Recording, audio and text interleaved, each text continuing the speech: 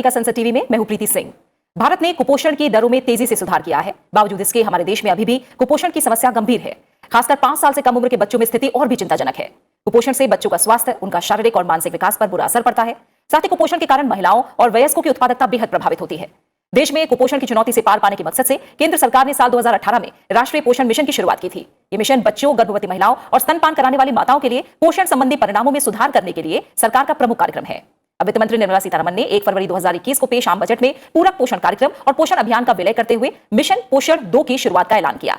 आज के इस खास कार्यक्रम में हम पोषण के महत्व, देश में कुपोषण की स्थिति और इससे लड़ने के लिए किए जा रहे प्रयासों पर एक नजर डालेंगे।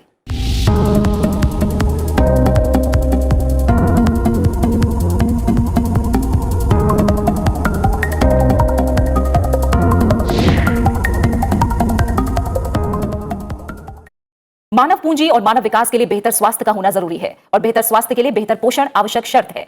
देश में कुपोषण की चुनौती से निपटने के लिए वित्त मंत्री निर्मला सीतारमण ने 2021-22 के आम बजट में मिशन पोषण 2 की शुरुआत करने की घोषणा की।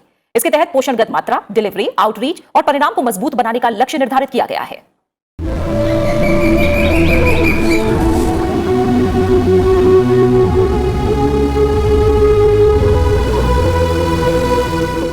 भारत में पोषण संबंधी नीति के सामने सबसे बड़ी चुनौती कुपोषण और सूक्ष्म पोषक तत्व की कमी की समस्या को दूर करने के साथ ही अधिक पोषण की वजह से पैदा हो रही लाइलाज बीमारियों की तेजी से बढ़ती समस्या है।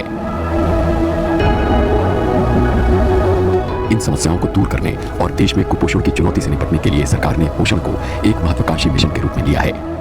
इसके तहत केंद्रीय वित्त मंत्री निर्मला सीतारमण ने 1 फरवरी को साल 2021-22 का बजट पेश करते हुए मिशन पोषण 2 की शुरुआत की घोषणा की।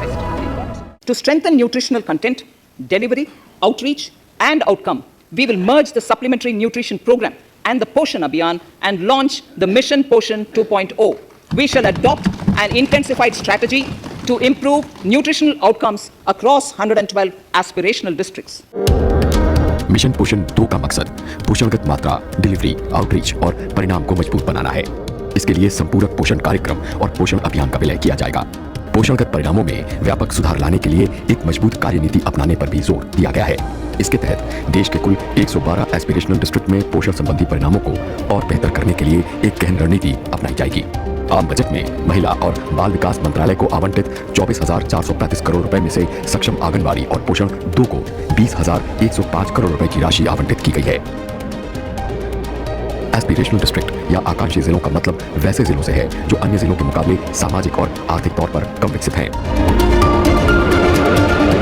देश में कुपोषण को दूर करने के लिए सरकार लाइफ साइकिल अप्रोच अपनाकर पहले से ही राष्ट्रीय पोषण मिशन चला रही है, जिसकी शुरुआत साल 2018 में हुई थी। राष्ट्रीय पोषण मिशन नीति आयोग की ओर से तैयार की गई नीति के तहत साल 2022 तक भारत को कुपोषण से मुक्त कराना है। इस योजना की मदद से अल्पपोषण, अनीमिया से पीड़ित बच्चे, गर्भवती महिलाएं या किशोर लड़कियों के पोषण संबंधी परिणामों में सुधार लाना है। साल 2019-20 के राष्ट्रीय परिवार स्वास्थ्य सर्वेक्षण के पहले चरण के दौरान किए गए सर्वेक्षण में 22 राज्यों में से 16 राज्यों में 5 बरस से कम आयु के बच्चों के कम वजन और उम्र के अनुसार कम लंबाई और कम शारीरिक विकास दर्ज की गई। इस सर्वेक्षण में 17 राज्यों की बाल कुपोषण की स्थिति को स्पष्ट किया गया है। इसके मुताबिक कई राज्य बाल कुपोषण के कई मानकों में नीचे चले गए हैं। बाल कुपोषण के मानकों में child stunting, child wasting, children underweight और चाइल्ड मैटरनिटी रेट शामिल है।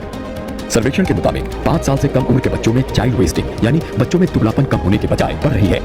कई राज्यों जैसे तेलंगाना, केरल, बिहार, असम और केंद्र शासित प्रदेश जम्मू कश्मीर में चाइल्ड वेस्टिंग की दर में इजाफा हुआ है, जबकि महाराष्ट्र और पश्चिम बंगाल इस मानक पर स्थिर बने हुए हैं। चाइल्ड स्टंटिंग यानी बच्चों में नाटापन या कम लंबाई मानक में उम्र के अनुपात में बच्चों में वृद्धि मापी जाती है। सर्वेक्षण के आंकड़ों के मुताबिक तेलंगाना, गुजरात, केरल, महाराष्ट्र और पश्चिम बंगाल में चाइल्ड स्टंटिंग का अनुपात बढ़ा है। सर्वेक्षण के आंकड़ों के मुताबिक साल 2015-19 के दौरान शिशु मृत्यु दर में थोड़ा सुधार हुआ है। चाइल्ड मोर्टालिटी रेट यानी शिशु मृत्यु दर का मतलब 1 से 5 बरस के 1000 जीवित बच्चों के जन्म पर होने वाली मौत की संख्या है। इस सर्वेक्षण में कई बड़े राज्य जैसे गुजरात, महाराष्ट्र, पश्चिम बंगाल, तेलंगाना, असम और केरल में चिल्ड्रन अंडरवेट यानी बच्चों की लंबाई की तुलना में कम वजन में बढ़ोतरी दर्ज हुई है। मिशन पोषण 2 देश में बच्चों और गर्भवती महिलाओं के पोषण आहार में न केवल सुधार करेगा बल्कि बच्चों का भविष्य सुरक्षित करने में भी काफी मददगार साबित होगा। इसके साथ ही ये स्वस्थ और संपन्न भारत के निर्माण की राह को और भी आसान बनाएगा। भारत में खासकर महिलाओं और बच्चों को कुपोषण मुक्त करने और उनमें एनीमिया यानी खून की कमी की समस्या दूर करने के मकसद से प्रधानमंत्री नरेंद्र मोदी ने 8 मार्च 2018 को अंतर्राष्ट्रीय महिला दिवस के मौके पर राजस्थान के झुंझुनू में राष्ट्रीय पोषण मिशन की शुरुआत की थी। इस योजना का मकसद देश में 10 करोड़ से अधिक लोगों, खासकर छोटे बच्चों, महिलाओं और किशोरियों में कुपोषण और एनीमिया को कम करना है।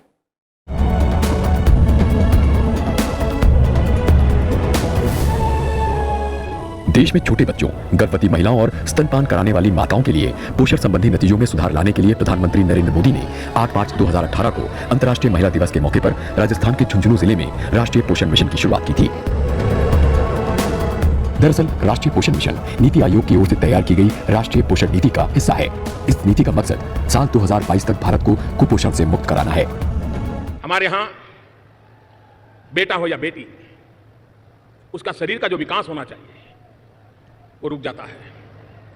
कभी जन्म के समय ही बहुत ही कम वजन का बच्चा पैदा होता है और उसमें भी अज्ञानता बहुत बड़ा रोल करती है। हमें इस समस्या से बाहर निकलना है। और फिर भी मैं कहता हूं, ये सिर्फ सरकारी बजट से होने वाले काम नहीं है। ये तब होता है जब जन आंदोलन बनता है, लोगों को शिक्षित किया जाता है, समझाया जाता है, उसके महत्व की ओर देखा जाता है। हमारे उज्जवल भविष्य के लिए हमारे बच्चों की जिंदगी सुधारना ये हम सबका दायित्व है। और उसी के तहत इस योजना को एक मिशन मोड में और बिखरी हुई सारी योजनाओं को एक साथ जोड़ करके, चाहे पानी की समस्या हो, चाहे दवाइयां की समस्या हो, चाहे परंपरागत कठिनाइयां हैं, एक होलिस्टिक अप्रोच के साथ 2022 जब आजादी के 75 साल होंगे तब देश में पोषण के क्षेत्र में हम गर्व के साथ कह सके दुनिया के सामने कि हमने अचीव कर दिया है। और हम अपने बच्चों को देखें, उनको देखते ही हमारा दिन पूरा इतना बढ़िया चला जाए, ऐसे हंसते खेलते बच्चे हर पल नजर आए, जहां जाए वहां नजर आए, ये स्थिति हमें पैदा करनी है। राष्ट्रीय पोषण मिशन का मकसद दूरदर्शिता और तकनीक के जरिए बच्चों में बौनापन, कुपोषण, खून की कमी और कम वजन के बच्चों के जन्म को रोकना है। इसके अलावा किशोरावस्था की लड़कियों, गर्भवती महिलाओं, स्तनपान कराने वाली महिलाओं पर भी विशेष ध्यान केंद्रित किया गया है। इस तरह कुल मिलाकर राष्ट्रीय पोषण मिशन के जरिए समग्र रूप से कुपोषण रोकने के प्रयास किए जा रहे हैं। अब बात आती है कि कुपोषण क्या है।